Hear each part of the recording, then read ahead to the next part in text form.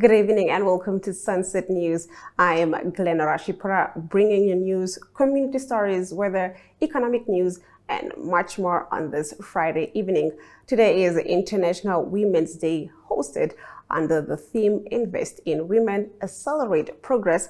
And in our first story this evening, Namibia's Vice President Netumbo Nandi-Ndaitwah says Namibia has been able to make significant progress in terms of empowering women. Nandi-Ndaitwah made the remarks at the commemoration of International Women's Day celebrations being hosted by the Namibian National Workers Union earlier today. Let's take a look. Looking in this room and thinking of Namibia broadly, as Namibians, definitely we have a lot to celebrate, because we have managed to a certain extent break the barrier of confining women out of the public space. All of us women here today, we are able to say what we want to say. We are able to do what we think we can do, simply because those barriers are not there. In our next story, the Rundu and Opuwo Town Councils yesterday signed a declaration towards zero waste, signifying their commitment to waste management by transferring waste materials into valuable resources and putting an end to waste by 2030. Opuwo Town Council CEO Mashanjara Katorota explained that the joint declaration between the two towns is a testament to their shared responsibility in addressing the global challenge of waste. The Chief Executive Officer of the Rundu Town Council, Olavia Nathaniel, says the cleanliness of the environment should not be seen as a responsibility of the government, but a joint effort from all citizens. By denying waste within our towns and cities, I believe that the Namibia Zero Waste mechanism will assist our towns in waste reduction. As we all know that a clean environment will attract investors, or as famously quoted in Rupangani, Doro Pazazera, very famous. Therefore, the cleanliness of our environment should not be seen as a responsibility of the government or the town councils alone, but should be a joint effort from all of us, which includes the community, the business community, our residents, civic organizations. We all have an obligation towards keeping our environment clean. I believe we all know and are aware of the importance of having a clean environment. We at Rundu Town Council appreciate the efforts made by Namibia Zero Waste Network for coming up with such a program. This program will cover the aspect of turning waste into treasure. Yeah? Koyahando is the Kongorodo. Yes? So it's not a matter of throwing things anymore.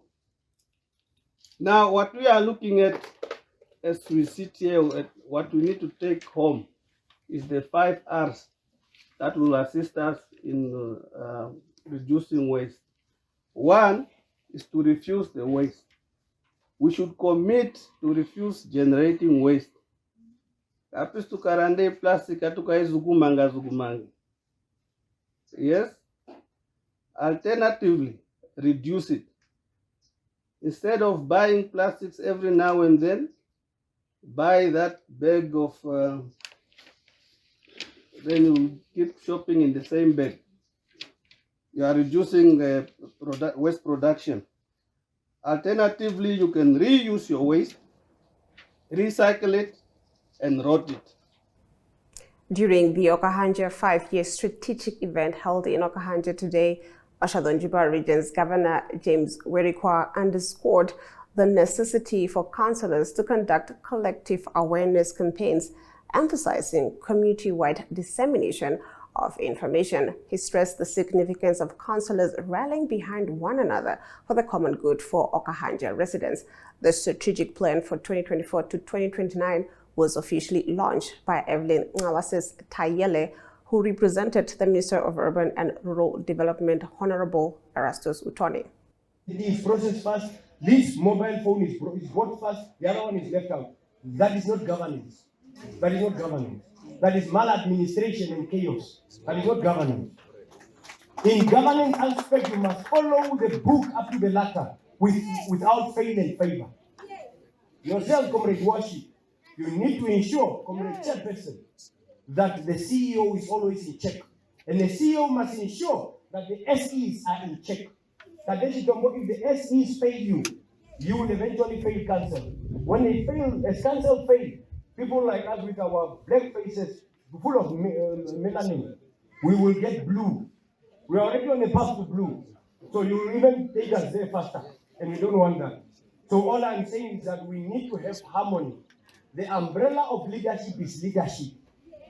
The leadership umbrella is not administrative umbrella. There is a clear division of labor and responsibility. So that as local authority councillors, you must always have it. But most of you fall in this small pit hole where you tend to align yourself much with administrators to an extent that the day that you have to hold them accountable, you remember your social relationship and you leave the administrative responsibility. That is not how we must deliver service. That is not how we must deliver service. The management committee of the local authority council must do its part before it. Economist Salomo Hayes says lawmakers play an important part in the budgeting process and are required to hold state institutions that receive state money accountable. In those standing committees, your role is critical. Because remember that this is where you look at the budget that's allocated to the economic cluster. And within that cluster, you want to understand the business plan of a Transnamic, for instance. And that's where you want to make your input to say, where is their outturn in terms of execution on some of the projects that were committed to in terms of funding. And because remember that these SOEs motivate their budget vote through the line ministries, and the line ministries then take it to treasury. So within the loop, this is where you should be in a position to have sight of what's coming, what has happened, and how can you then hold the responsible institution accountable. Because if you don't do that, at the end of the day, all you're going to do is you're going to hear that 70% or 60% of total execution rate, and then the money goes to treasury, but that's not really what you want. The Africa Peer Review Mechanism says multinational enterprises have been able to shift their profits out of Namibia due to inadequate tax laws. The details follow in economic news after this short commercial break.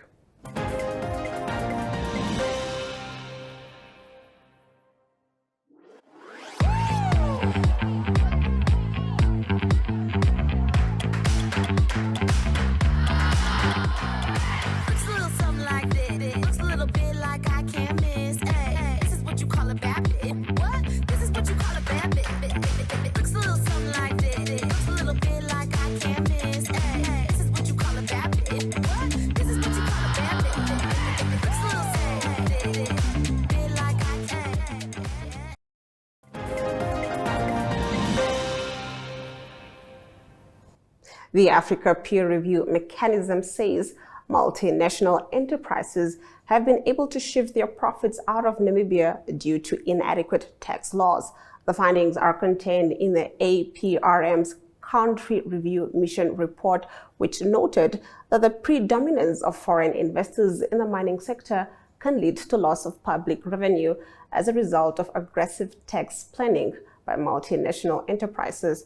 Risk of tax malpractices arise from a number of factors, including predominance of multinational enterprises, making taxation of the sector very challenging due to aggressive tax planning, the report said. Further, as is the case for most developing countries, Namibia lacks adequate laws and human and financial resources to apply international tax norms.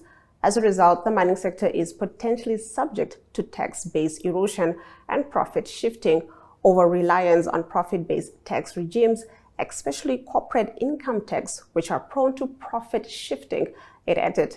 Namibia's CIT legislation was found not to be robust enough to deter the profit-shifting malpractices, the APRM said.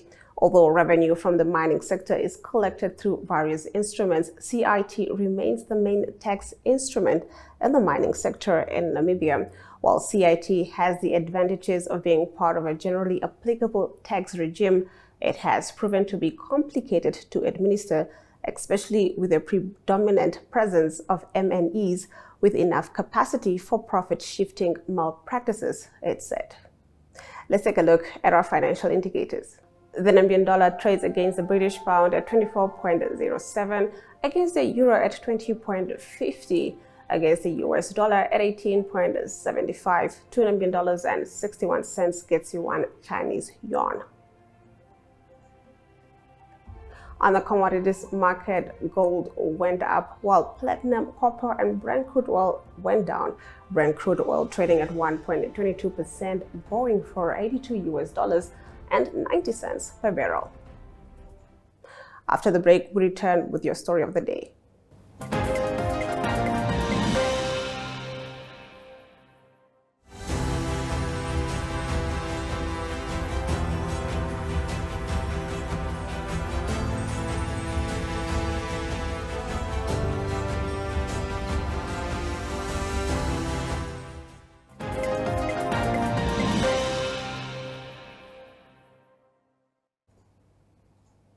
Now, the proposed bill by the United Kingdom to ban hunting trophies in Maun is a trending topic this week, and our in-house journalist Elaine Smith is reporting from Gaborone, where the issue is being widely discussed among experts and stakeholders.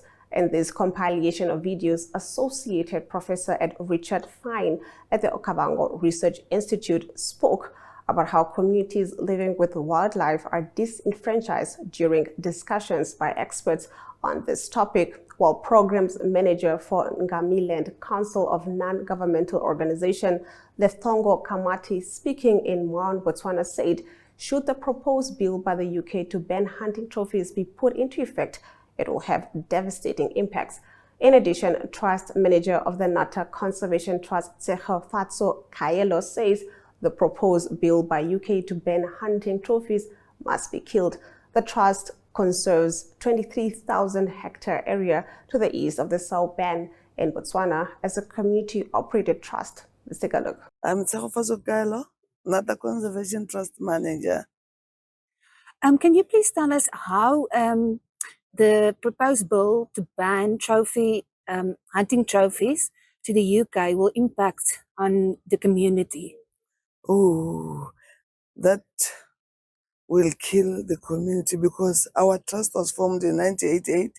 We were only for conserving these community sources in our area, which was ecotourism. We were feeding only with birds and tourism whereby we were only getting money by entrance gates and camping for tourism, tourists who were coming to Nata. And then now we were just running our trust very difficult because we didn't have enough funds for these 4 villages who owns this trust. So we were just pulling it very difficult until 2021, where these quotas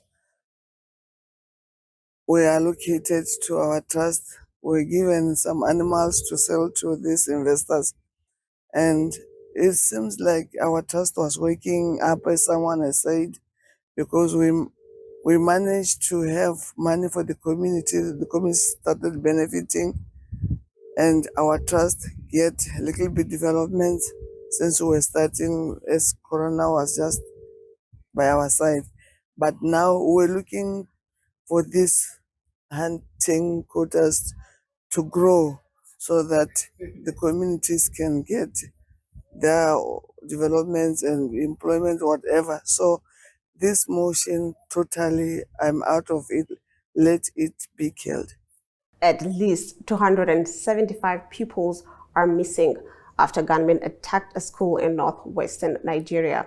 After the break, we expand on this story and more international news.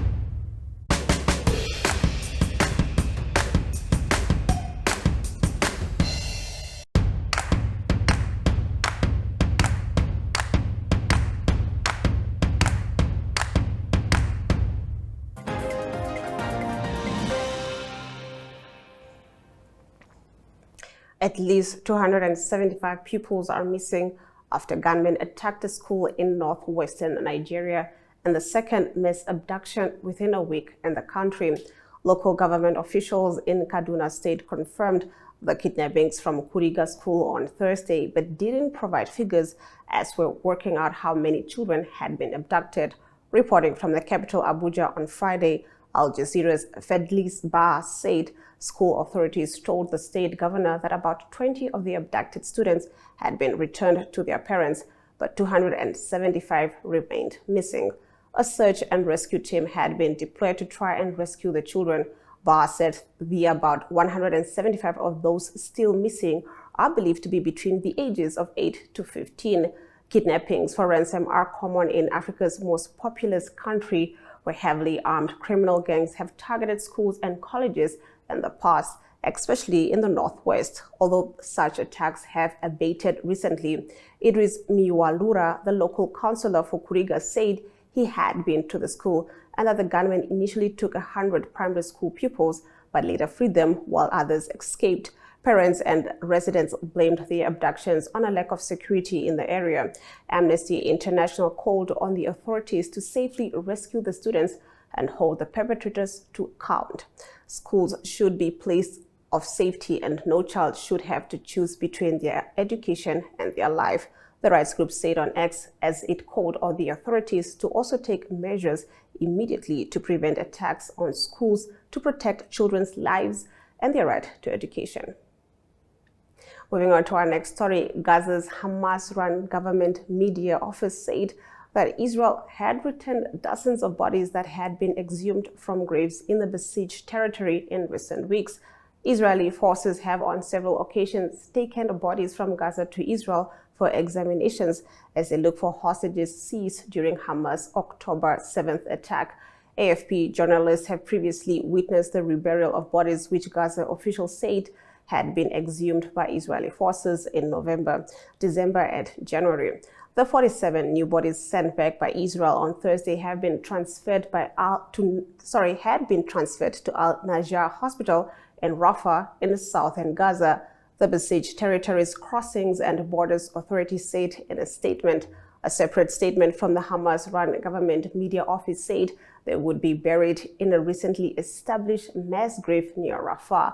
The bodies were seized and transferred to Israel under the pretext of examination and verification to ensure they were not those of hostages held in Gaza, the government statement said. Since the start of the war, Israeli officials have exhumed hundreds of bodies from graves at hospitals in the Gaza Strip, it said. The Israeli army told AFP it was looking into reports about the latest group of returned bodies.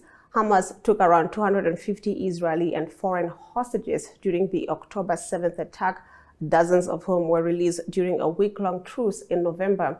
Israel believes 99 of them remain alive in Gaza and that 31 have died. The attack resulted in the deaths of around 1,160 people, mostly civilians, according to an AFP tally of official figures. Israel's retaliatory military campaign to destroy Hamas has resulted in the deaths of at least 30,800 people in Gaza, the majority of them women and children, according to the territory's health ministry. When I take a look at our weather predictions. Katima Mulilo can expect some showers with a minimum of 20 degrees Celsius and a maximum of 37 degrees Celsius. Oshakati can also expect some showers with a minimum of 23 degrees Celsius and a maximum of 33 degrees Celsius. Rundu, Enana, and Ruacana can also expect some showers along with Oshwarongo. Hantis Bay can expect partly cloudy conditions with a minimum of 17 degrees Celsius and a maximum of 22 degrees Celsius. Rehoboth can also expect partly cloudy conditions with a minimum of 20 degrees Celsius and a maximum of 35 degrees Celsius, while Mariental can expect mostly sunny conditions. After this short break, we get into your sports news.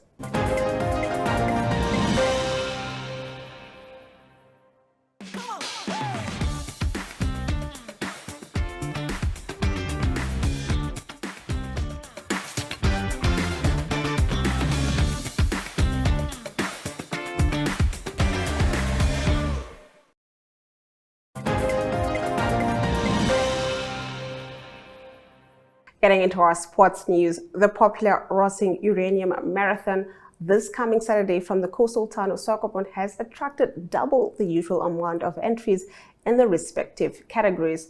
More than 2,000 avid runners entered the competition as amateurs or elite athletes that offers the marathon, the Frank Slabbert Half Marathon, a 10-kilometer run, and a 5-kilometer fun walk.